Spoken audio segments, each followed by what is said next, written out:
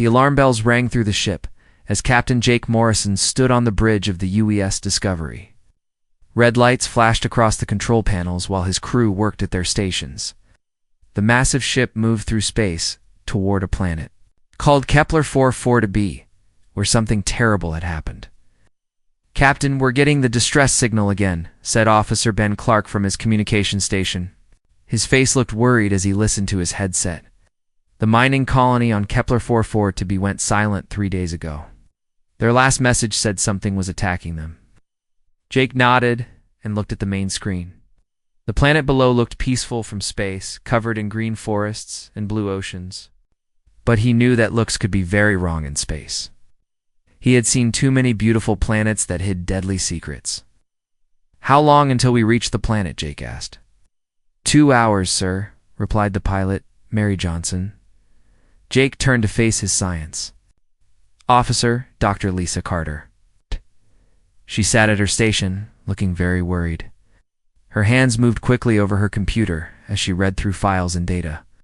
Lisa was one of the best scientists in the fleet, but many people thought she worried too much. About everything?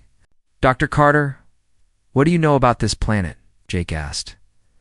Lisa looked up from her computer. Her face was pale and her eyes showed real fear. "Captain, I need to tell you something very important. This planet is home to one of the most dangerous creatures we have ever discovered. Call it the Shadow Stalker." Commander Ron Davis laughed from his position near the captain's chair. He was a big man with short gray hair and many battle scars. "We go again with the monster stories. Lisa, not every planet has some super creature waiting to eat us." Lisa stood up and walked closer to the captain. "Sir, please listen to me. I have studied this creature for 3 years. It can move between dimensions. It can walk through walls. And shields like they don't exist. No weapon we have can hurt it when it's in its other dimension."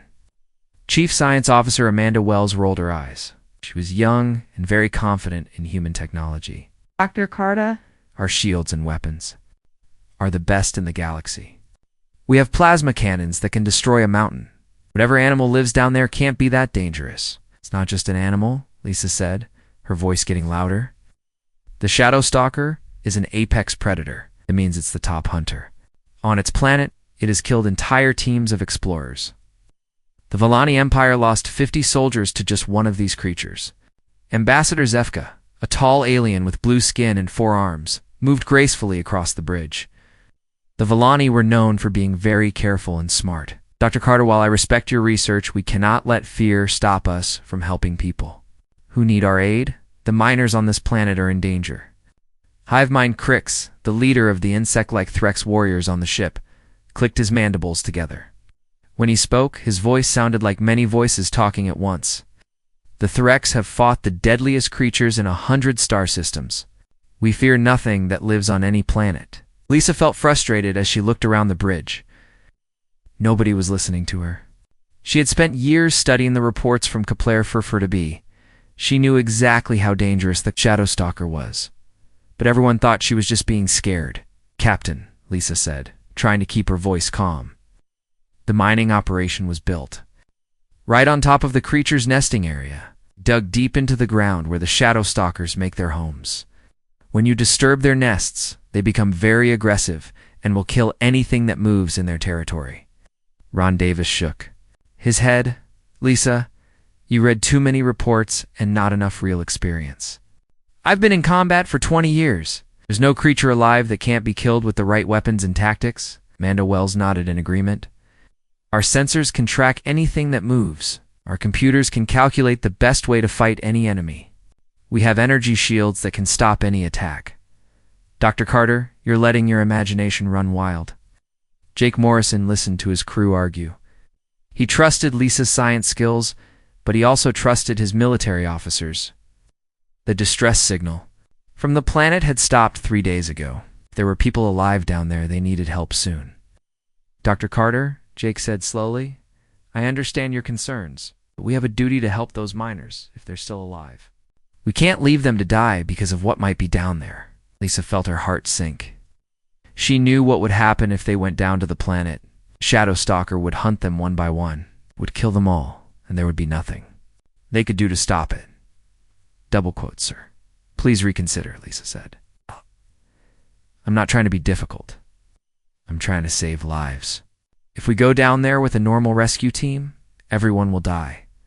The Shadow Stalker doesn't just kill its prey. It plays with them first. It makes them suffer. Zefka moved closer to the captain. Captain Morrison, while Dr. Carter's caution is admirable, we cannot let theoretical dangers prevent us from taking action. The Villani have advanced scanning technology. We will detect any threats before they become dangerous. Crix's insect eyes glowed red. The Threx warriors are ready for battle. We have exoskeletons that can resist most attacks. Our reflexes are faster than any Earth creature. We will protect the rescue team. Lisa tried one more time. Shadow Stalker moves faster than anything you can imagine. It doesn't fight like a normal predator. It's intelligent. It plans its attacks. It knows how to use fear as a weapon. When it hunts, it makes its prey feel hopeless before it kills them. Ron Davis stood up and walked over to Lisa. Doctor, I respect your education, but you've never been in real combat. You don't know what trained soldiers can do when they work. Together, we have the best equipment and the best people. Whatever's down there, we can handle it. Jake Morrison made his decision. We're going down to the planet. Dr. Carter, I want you to stay on the ship and monitor our mission from here. You can use your knowledge to help us from a safe distance. Lisa shook her head. Captain, if you're determined to go down there, then I have to come with you. I'm the only person on this ship who knows anything about the Shadow Stalker. You'll need my knowledge if you want any chance of surviving. The bridge fell silent as everyone stared at Lisa. They could see the fear in her eyes. They could also see her determination. She truly believed they were walking into a death trap, but she was willing to go with them anyway. Very well, Jake said finally. Dr. Carter, you'll come with the rescue team. But I want you to understand that we're going to do everything we can to bring those miners home safely. Lisa nodded sadly. She knew that her warnings had fallen on deaf ears. Soon, they would all learn just how wrong they had been to ignore her. The shuttle landed on Kepler 4 for to be with a soft thud. Captain Jake Morrison looked out the window at the mining colony below. Something was very wrong. The building stood silent and dark, and no lights shone from any windows. No people moved between the structures. I don't see anyone, said pilot Mary Johnson, as she shut down the engines. The whole place looks empty. Commander Ron Davis checked his weapon and stood up. Maybe they're hiding inside the buildings. We need to search every structure. Dr. Lisa Carter felt a chill run down her spine as she looked at the colony. The metal buildings had strange marks on them. Long scratches ran down the walls like giant claws had torn through the steel. Some of the smaller buildings looked like they had been ripped apart from the inside. Look at those claw marks, Lisa said quietly. They're too big for any normal animal. Amanda Wells pulled out her scanner and started taking readings. The electromagnetic field here is very strange. My instruments are picking up unusual energy. Patterns. Ambassador Zefka stepped out of the shuttle first. His forearms moved gracefully as he scanned the area with his blue eyes. I sense no immediate danger, but the silence here feels unnatural.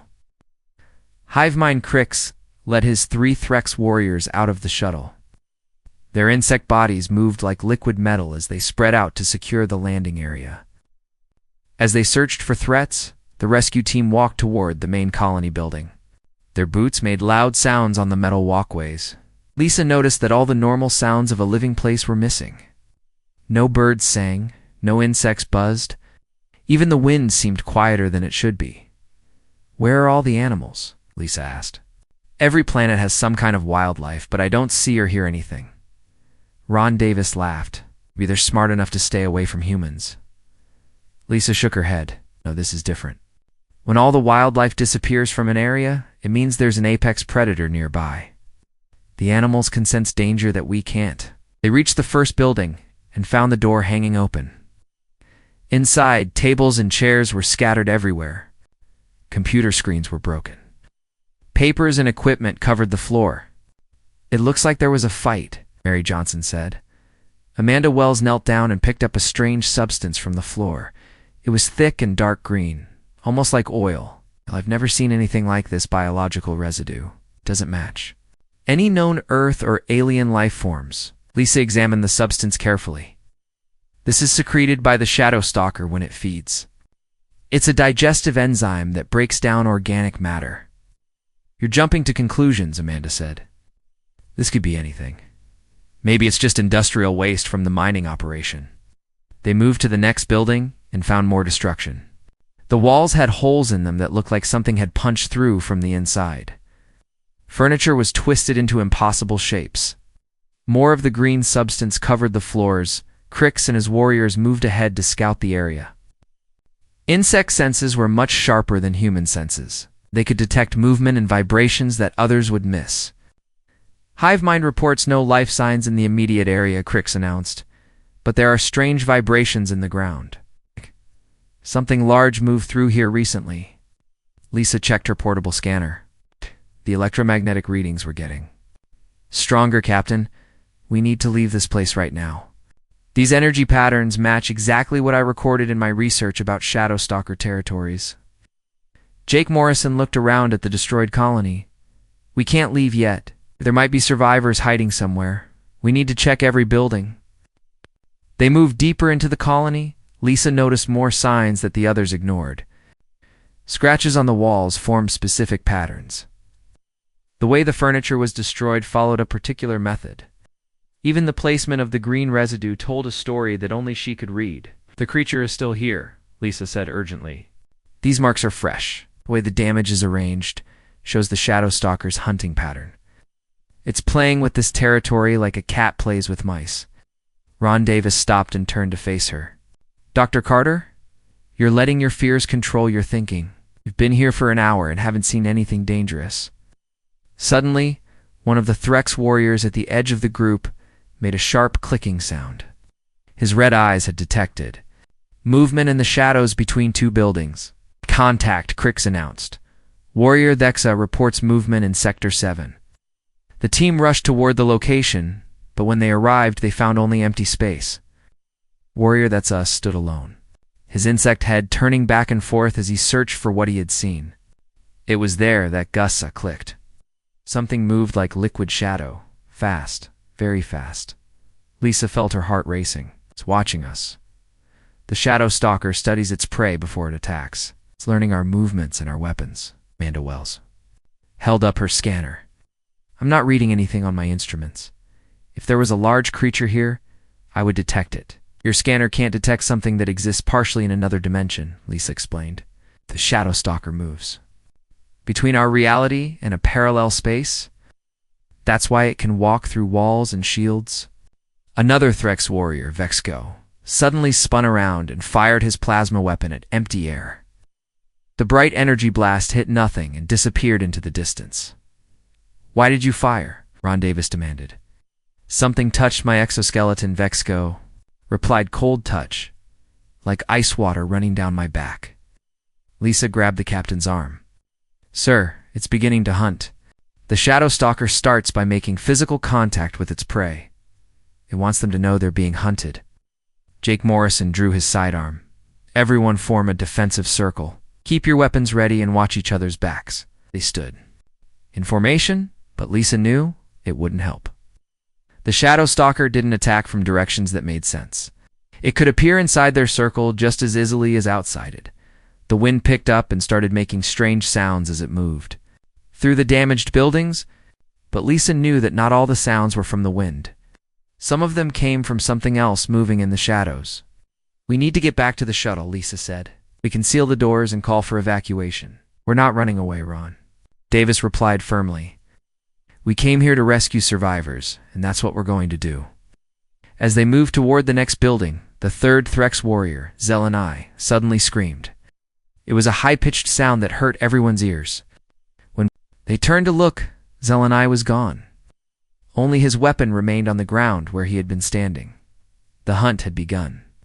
The team ran toward the main colony building as fast as they could. Zelenai had vanished without a trace, and everyone knew they were being hunted by something they couldn't see or understand. Get inside now, Captain Jake Morrison shouted as they reached the entrance to the largest building. Commander Ron Davis pushed open the heavy metal doors and rushed out. Everyone inside. The building was dark, except for a few emergency lights that still worked. Broken furniture and equipment covered the floor everywhere. "Seal the doors," Ron ordered. Mary Johnson and Amanda Wells worked together to activate the electronic locks. Hive mind. Crix and his remaining warrior, Vexa, positioned themselves near the windows. Their insect eyes glowed red as they searched the darkness outside for any sign of movement. "Where is Zelenai?" This clicked nervously. "The hive mind connection is broken. I cannot sense him anymore."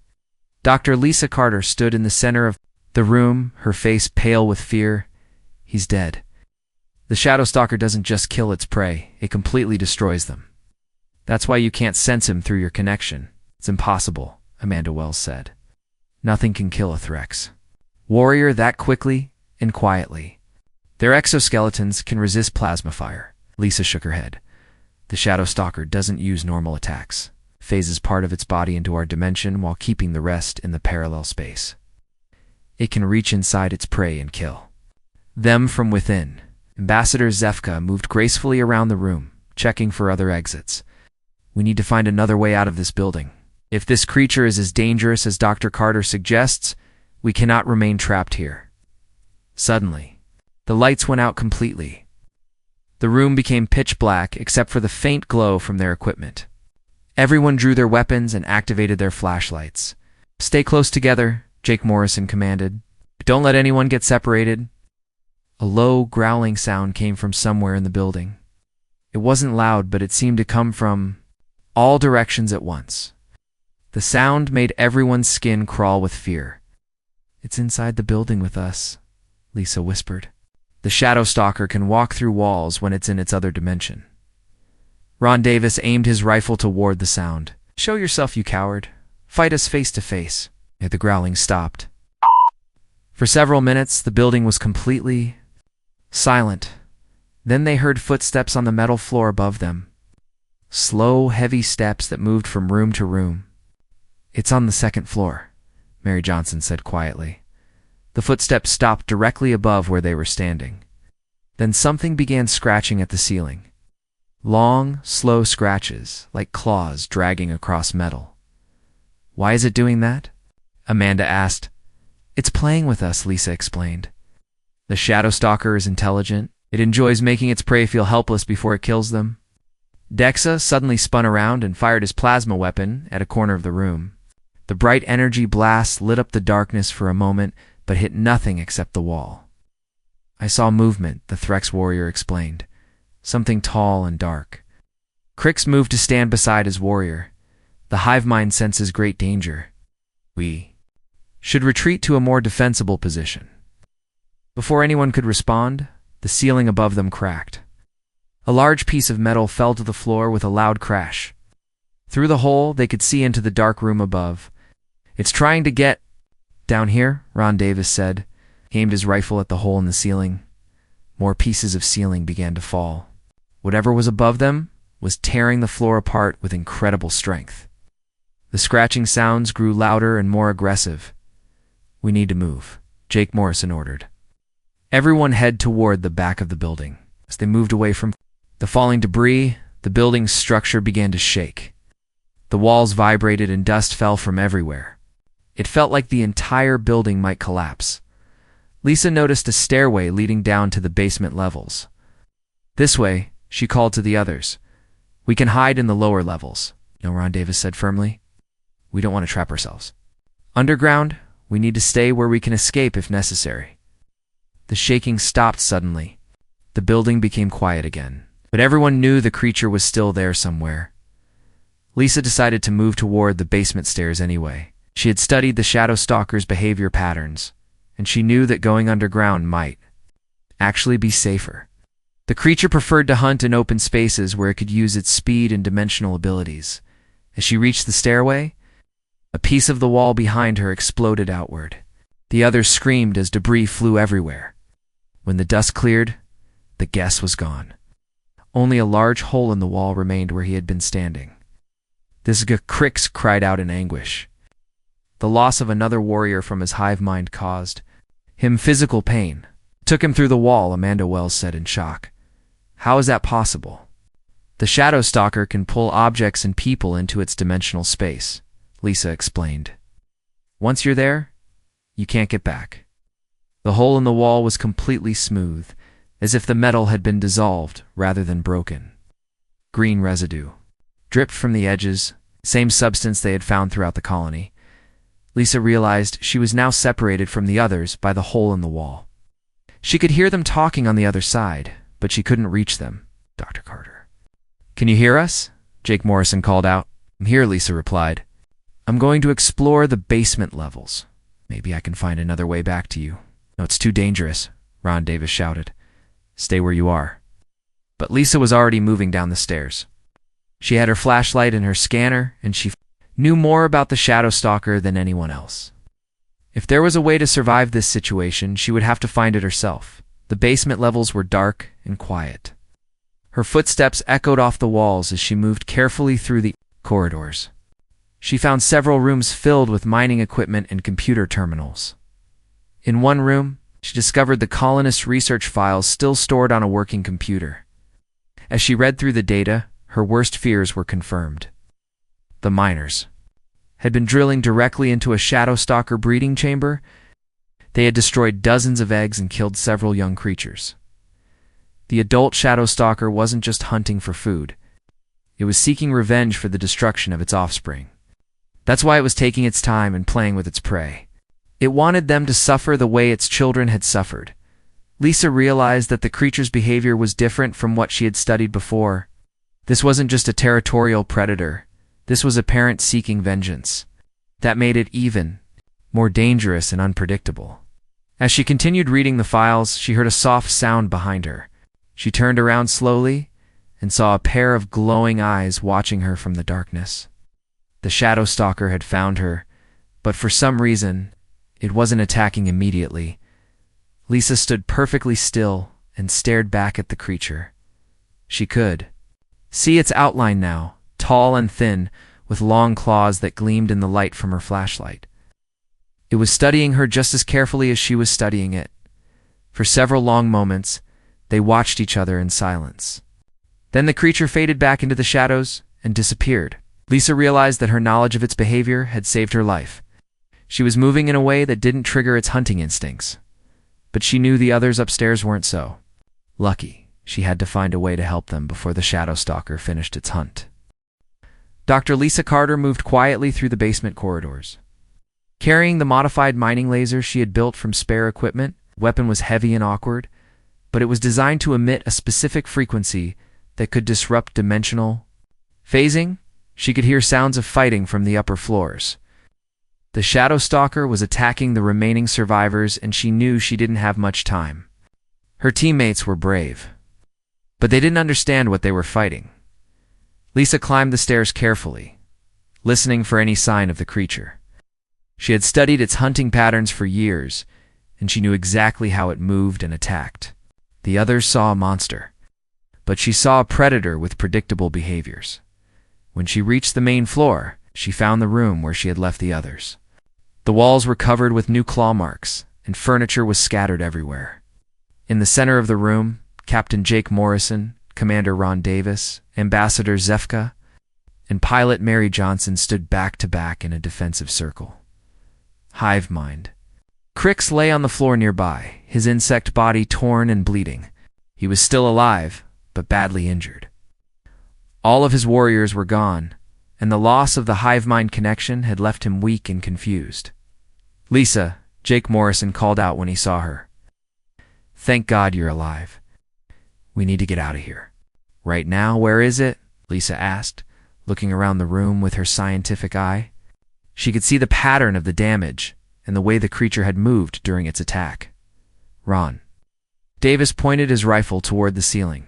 "It keeps appearing and disappearing. I can't get a clear shot at it. Our weapons go right through it, like it's made of smoke." "That's because it's phasing between dimensions," Lisa explained. "When it's in the other dimension, our weapons can't hurt it. But there's a moment when it has to fully materialize." Amanda Wells stumbled out from behind an overturned table. Her science equipment was broken, and her clothes were torn. "Dr. Carter, my scanners can't track it. How are we supposed to fight?" "Something we can't even see coming?" Lisa walked to the center of the room and set down her modified laser. The Shadow Stalker has to become completely solid when it makes its killing strike. For just 1 second, it exists entirely in our dimension. That's when it's vulnerable. 1 second, Mary Johnson said in disbelief. How can anyone react that fast? You can't, Lisa replied. But I can. I've studied this creature's attack patterns. I know exactly what signs to look for before it strikes. The room became very quiet. Everyone could feel that the Shadow Stalker was nearby, watching them from somewhere they couldn't see. The air felt cold and thick, like walking through invisible fog. It's here, Lisa said calmly. Everyone move away from me. Get to the far side of the room. We're not leaving you alone, Jake Morrison said firmly. You have to, Lisa insisted. The Shadow Stalker is territorial. It will attack the biggest threat first. Right now, that's me, because I'm carrying the only weapon that can hurt it.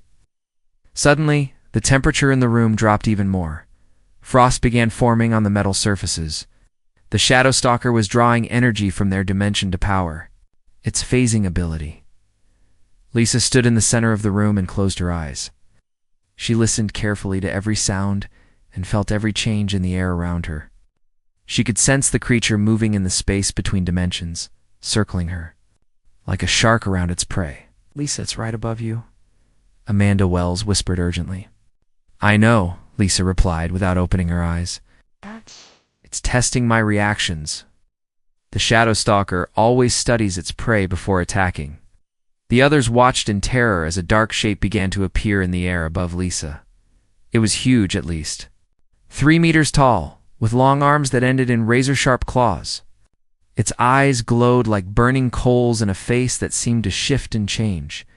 The creature hovered there for several seconds, partially solid and partially transparent. Everyone could see it clearly now, and the sight filled them with fear. This was not just an animal. This was something that understood evil. Why isn't it attacking? Ron Davis whispered. Because it knows I'm not afraid, Lisa answered. Fear makes prey animals run or fight wildly. The Shadow Stalker prefers to hunt creatures that panic. But I'm not panicking. I'm calculating. The Shadow Stalker let out a low growl that seemed to come from deep inside its throat. The sound was filled with anger and frustration. This prey was not behaving the way it should. Lisa opened her eyes and looked directly at the creature. You're angry because I know what you are. You're not. Mysterious or magical. You're just a predator with an unusual ability, and every predator has weaknesses. The creature's eyes blazed brighter. It was no longer interested in playing with its prey. Lisa had insulted it, and now it wanted to kill her immediately. Lisa watched the Shadow Stalker's body language carefully. Its muscles tensed in a specific way. Its claws spread wide in a particular pattern. Its head tilted at exactly the angle she had seen in countless research videos. Now, Lisa said to herself, the Shadow Stalker dove toward her with incredible speed. Its claws extended for a killing strike. As it moved, its body became completely solid, so it could make physical contact with its prey. Lisa raised the modified mining laser and fired. The beam struck the creature at the exact moment it materialized fully in their dimension. The special frequency disrupted its ability to phase between realities, trapping it in solid form. The Shadow Stalker screamed as the energy beam tore through its body. It tried to return to its other dimension, but the disruption field prevented it from phasing. For the first time in its life, it was completely vulnerable. The creature fell to the floor and writhed in pain. Its body flickered between solid and transparent as it tried desperately to escape. But Lisa's weapon had damaged its dimensional abilities permanently. Within seconds, the Shadow Stalker stopped moving. The most feared predator in the galaxy was dead, killed by a single shot from a woman that everyone had called overcautious. Lisa lowered her weapon and looked at the dead creature. It's over, she said simply. The others stared at her in amazement. Jake Morrison was the first to speak. How did you know exactly when to fire? The Shadow Stalker always attacks the same way, Lisa explained. It tilts its head 14 degrees. To the left, spreads its claws to maximum extension, and tenses its shoulder muscles in a specific sequence. Once you know the pattern, the timing becomes predictable. Ron Davis walked over to examine the dead creature. "I owe you an apology, Dr. Carter. We should have listened to your warnings from the beginning. Knowledge beats strength every time," Lisa replied. "Humans don't survive because we're the toughest or the strongest. We survive because we study, we learn, and we adapt." The rescue ship arrived 2 hours later to evacuate the survivors. As they flew away from Kepler 442b, Lisa wrote her final report on the Shadow Stalker encounter. She knew that other humans would face similar challenges in the future, and her research would help them survive. The universe was full of dangerous creatures. But humans had something that most predators didn't understand. They had the ability to turn fear into knowledge, and knowledge into victory.